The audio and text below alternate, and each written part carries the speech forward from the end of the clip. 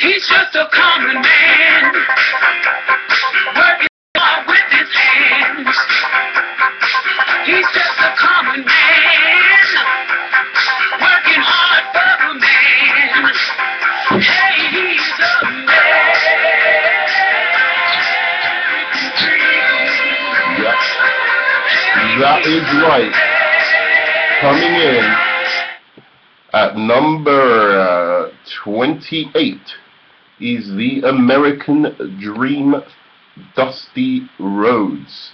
What can we say about this man? I mean, obviously he's got probably one of the most iconic promos in the business, and it is clear the influence that his razor sharp, you know, like intense, emotional promos had on the business and future generations.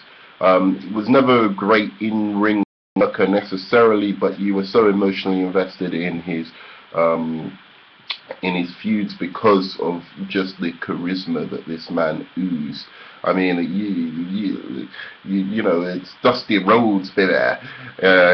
Ain't it good to be alive and raising hell in Madrid, Spain? Live and in color, Jack. The bottom line is they're gonna be seeing some high knee kicking gonna start, brother. I'm the Dusty Dream, rusting up your screen, busting up the mean, you know, and that was his thing, and he was good at it. And it is clear that, you know, that his style of you know, being this larger than life character is passed over to so many generations of wrestling. You could say the genesis really starts with Superstar Billy Graham, who was also excellent on the mic. I haven't got him on because I didn't have the privilege of seeing any of his matches, but I have gone back and looked at seen Dusty Rhodes, and I saw him briefly, you know, when he came to the WWE when I was very, very young. But it's clear he made an immediate impact.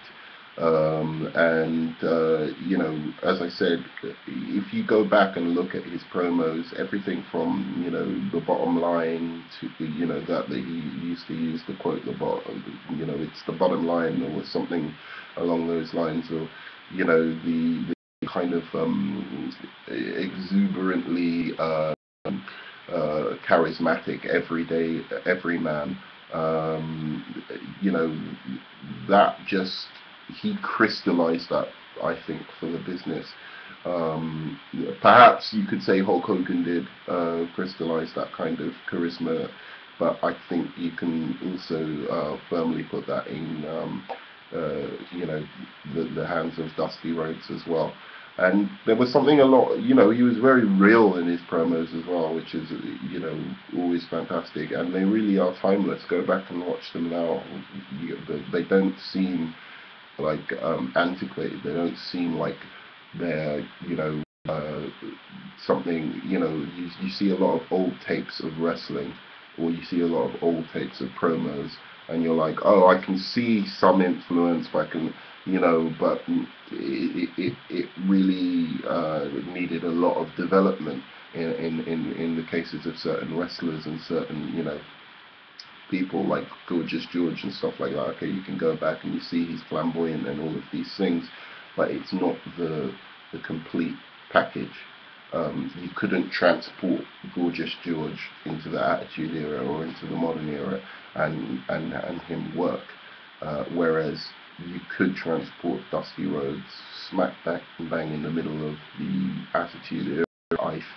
I really personally do think this, and people would have caught on to him, people would have liked him, or at least somebody who had that kind of charisma and character would have worked in the Attitude Era, or even, yeah, in the Attitude Era.